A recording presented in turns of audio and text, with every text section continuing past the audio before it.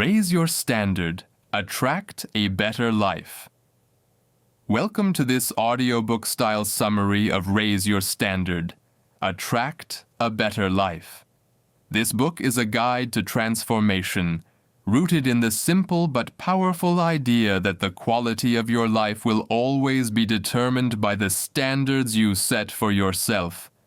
By raising your standards, you elevate your expectations, your mindset, and ultimately, your results. In the next 45 minutes, we'll take a deep dive into the author's background, the purpose behind the book, and then walk through each chapter step by step, breaking down the key lessons into clear and actionable insights. The author of Raise Your Standard, Attract a Better Life comes from a background of personal growth and motivational teaching. They are not only a writer, but also a mentor and speaker who has dedicated their career to helping people shift from mediocrity into excellence. The author's life work has revolved around a central conviction that success is not reserved for a select few, but is available to anyone willing to raise their standards. They teach that transformation does not start from the outside world, but from within. By setting higher expectations for yourself, refusing to settle for less, and committing to discipline and self-mastery. While this book is practical, it also comes from the author's personal journey. They have experienced firsthand how low standards in life, whether in relationships, finances, career, or health, create cycles of frustration and limitation. But the moment they decided to raise their standards, everything began to shift. This credibility makes the book not just theory, but a lived testimony. Background of the book. So, what is Raise Your Standard, Attract a Better Life really about? At its core, this book is a call to stop settling for less than your true potential. The author believes that most people live below their possibilities because they accept comfort, excuses, and mediocrity as the norm. The book argues that your standards act like a thermostat. No matter how much temporary progress you make, you will always return to the level of standard you've set for yourself. If you want better health, better finances, stronger relationships, or more fulfilling work, the key is not just motivation, it's raising the standard you demand from yourself. This book was written to give readers the framework to define their true standards, break free from limiting beliefs, replace excuses with responsibility, build consistency and discipline, and ultimately attract a life that reflects excellence, purpose, and abundance. The vision behind the book is practical empowerment, to move readers from simply wishing for change to actively raising their standards and creating a better life. Chapter 1. The Power of Standards. Every person lives according to an invisible set of standards. These standards determine what we tolerate, what we pursue, and what we ultimately experience. The author begins by explaining that standards act like the foundation of a building. If the foundation is weak, the structure will always collapse under pressure. Similarly, if your personal standards are low, your life will remain fragile and inconsistent. Think of standards as your minimum acceptable level of living. If your standard for health is simply not being sick, you'll never thrive physically. If your standard for relationships is just being with someone, you may accept toxicity. If your standard for finances is having enough to get by, you may never build wealth. The author stresses, you don't get in life what you want, you get what you're willing to tolerate, and what you tolerate is dictated by your standards. The chapter challenges the reader to ask, what am I tolerating right now that is keeping me from a better life? That question sets the stage for the journey ahead. Chapter 2. Why people settle. The second chapter explores why so many people live below their potential. The author identifies several common reasons. Fear of change. Many people stay where they are because change feels uncomfortable. Excuses and justifications. It's easier to blame circumstances, upbringing, or luck than to take responsibility. The comfort zone. Settling often feels safer than striving, even if it means living with dissatisfaction. Low self-worth. Some people don't believe they deserve better, so they accept less. The danger, the author warns, is that settling becomes a habit. What begins as a compromise in one area of life, say accepting a poor job or unhealthy relationship, spreads into other areas, creating a lifestyle of mediocrity. This chapter is blunt. Settling is the enemy of greatness, and until you confront it, nothing will change. Chapter 3. Defining your new standards. Once you recognize the danger of settling, the next step is to redefine your standards. The author explains that a standard is not a goal. Goals are something you want to achieve in the future. A standard is something you refuse to live below, starting right now. For example, a goal might be, I want to lose 20 pounds. A standard would be, I will no longer eat junk food daily. A goal might be, I want to earn more money. A standard would be, I will no longer tolerate living paycheck to paycheck. The chapter encourages readers to write down their current standards in different areas of life: health, relationships, finances, career, spirituality, and personal growth. Then, raise them. The key principle is this: your standards must be specific, measurable, and non-negotiable. Chapter 4. The role of beliefs. Standards are powerful, but they rest on an even deeper foundation: your beliefs. This chapter explores how limiting beliefs keep standards low. If you believe, I'm not smart enough to succeed, then your standard will reflect that belief, and you'll never strive higher. The author explains that beliefs are like lenses. If the lens is dirty, your view of life will always be distorted. To raise your standards, you must clean the lens, challenge your limiting beliefs, and replace them with empowering truths. Key belief shifts. The author emphasizes include from I can't to I can learn, from it's too late to it's never too late to change, from I don't deserve better to I was created for more. The chapter concludes with this reminder: you can only attract a better life when you believe you are worthy of it. Chapter 5. Taking full responsibility. In this chapter, the author makes a bold claim. You cannot raise your standards without first taking 100% responsibility for your life. Blaming others, pointing at circumstances, or waiting for luck are all signs of low standards. Responsibility means acknowledging that where you are today is the result of past choices, and where you go tomorrow will be determined by the choices you begin making now. The author warns that responsibility does not mean guilt or shame. It means empowerment. When you accept responsibility, you also accept control.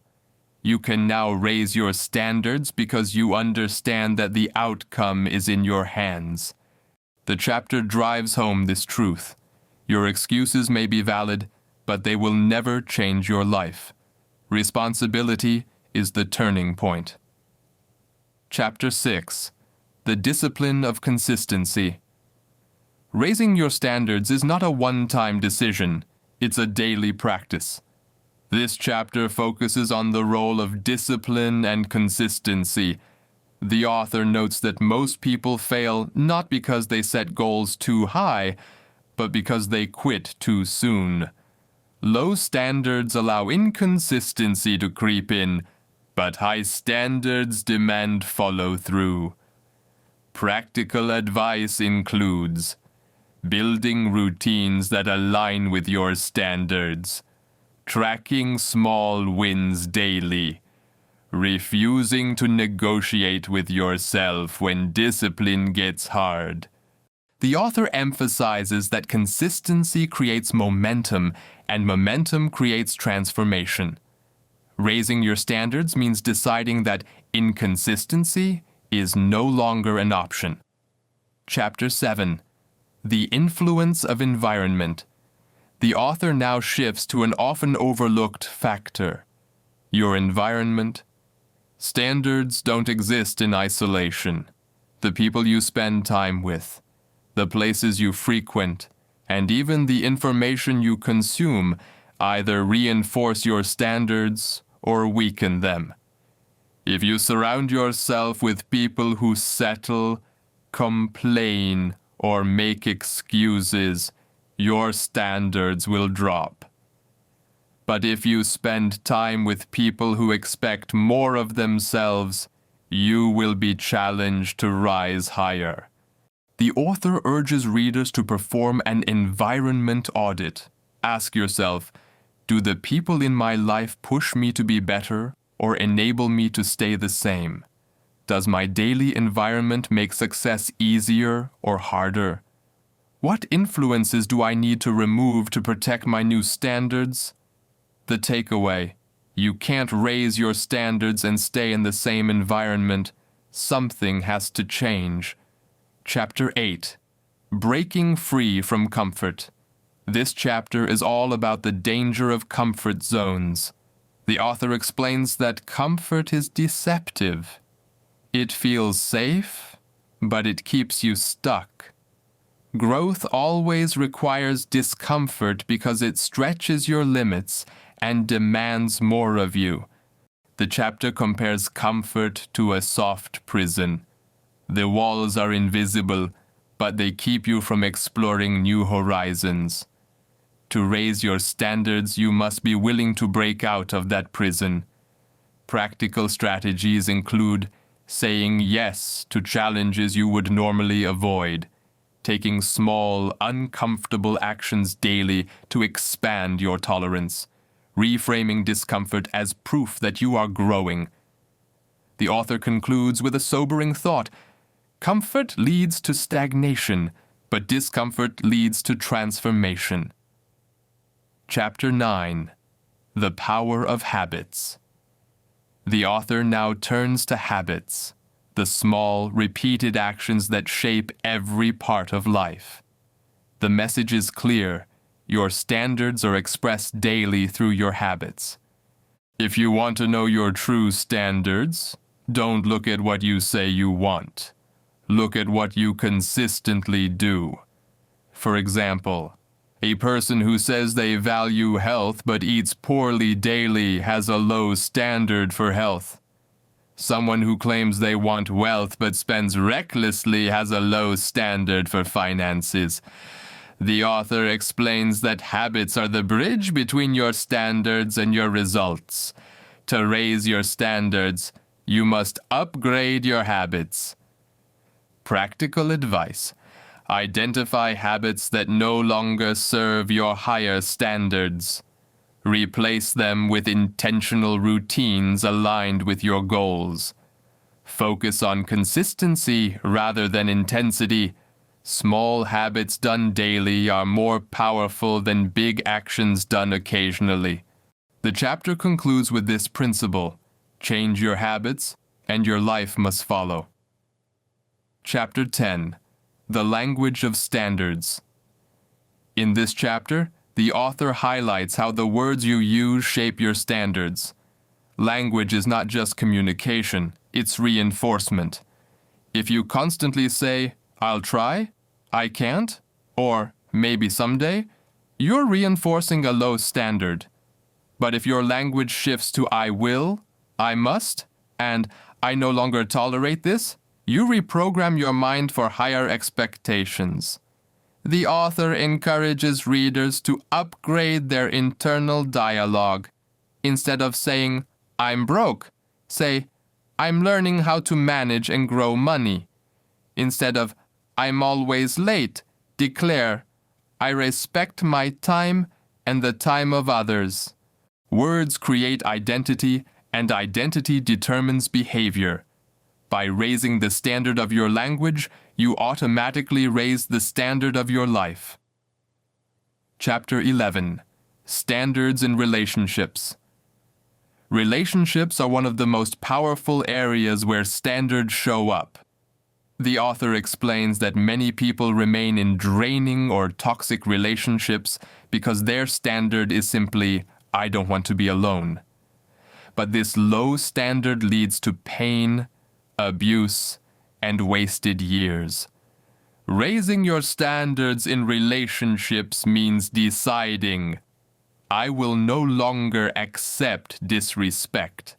I will no longer settle for one-sided connections. I will surround myself with people who uplift and challenge me." The chapter also stresses the importance of setting your own example. You attract people at the level of your standards. If you want healthy, respectful, and loving relationships, you must embody those qualities first. The rule is simple. Never lower your standards to keep someone in your life. The right people will rise to meet them. Chapter 12. Money and Financial Standards. This chapter explores the role of standards in financial life. The author argues that many people remain trapped in cycles of financial struggle because their standard is survival, living paycheck to paycheck, constantly borrowing or spending impulsively. To attract a better financial life, you must raise your money standards.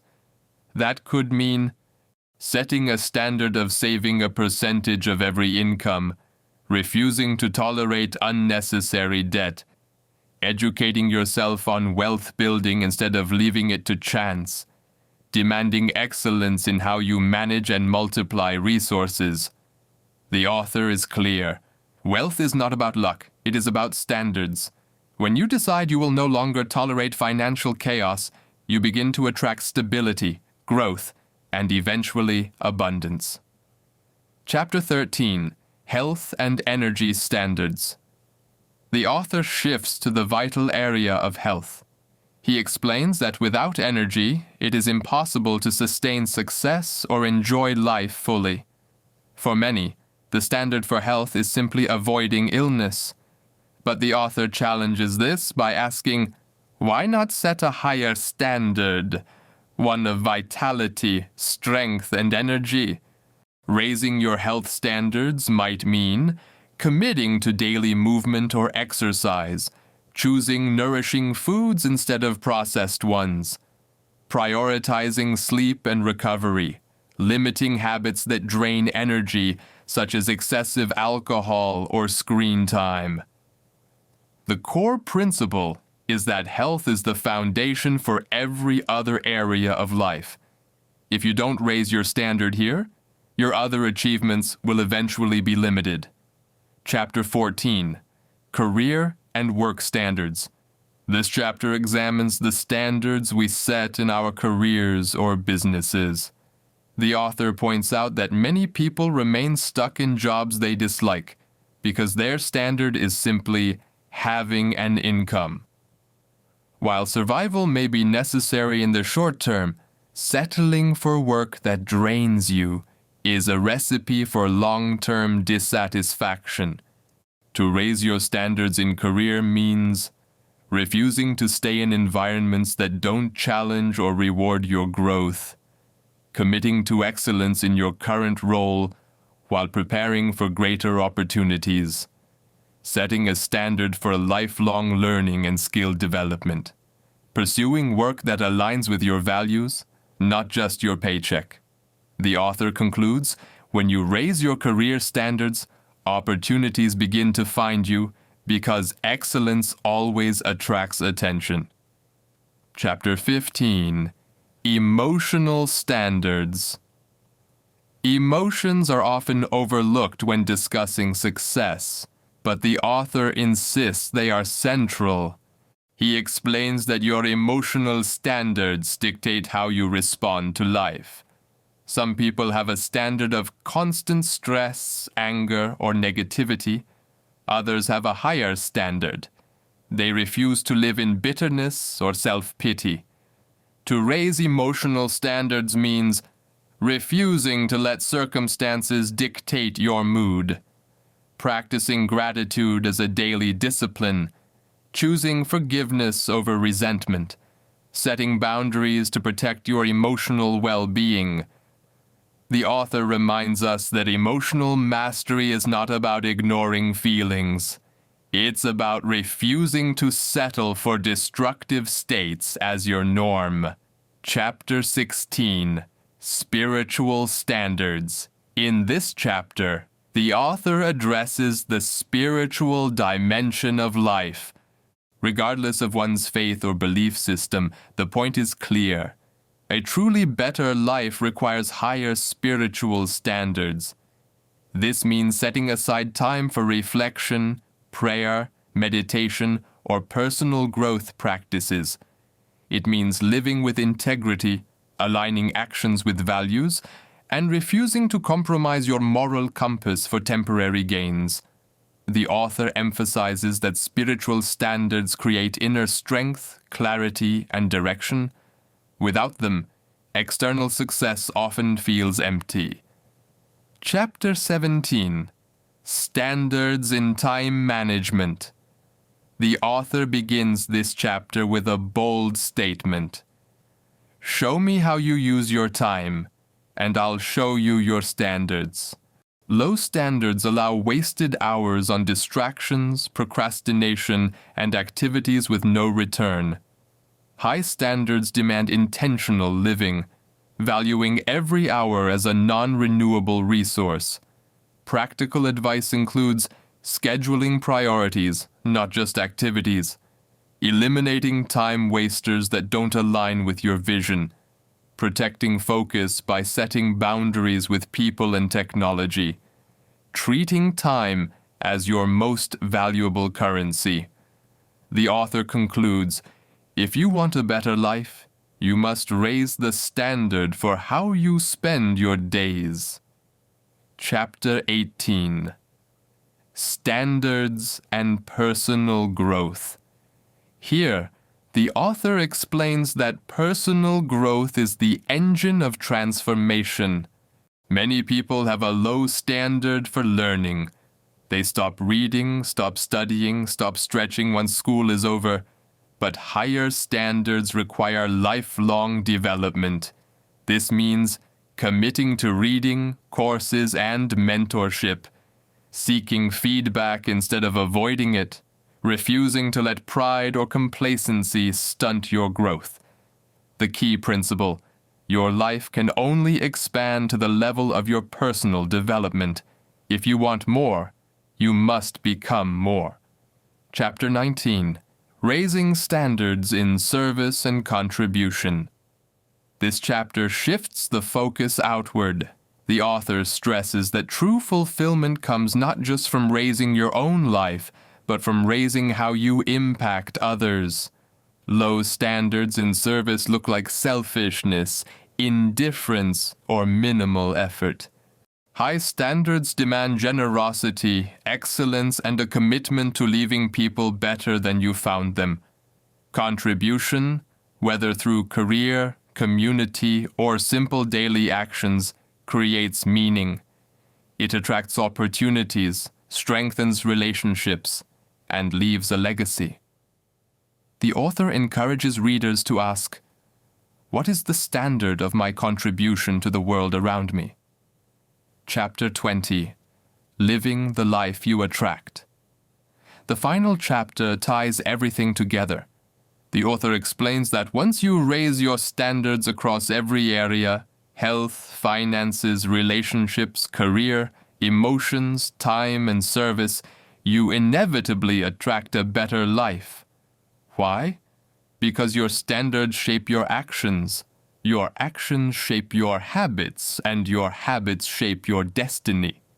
The chapter closes with a call to action. Stop settling. Define new standards. Commit to living them daily without compromise. The message is simple yet powerful. A better life is not something you wish for. It's something you demand of yourself. Closing reflection.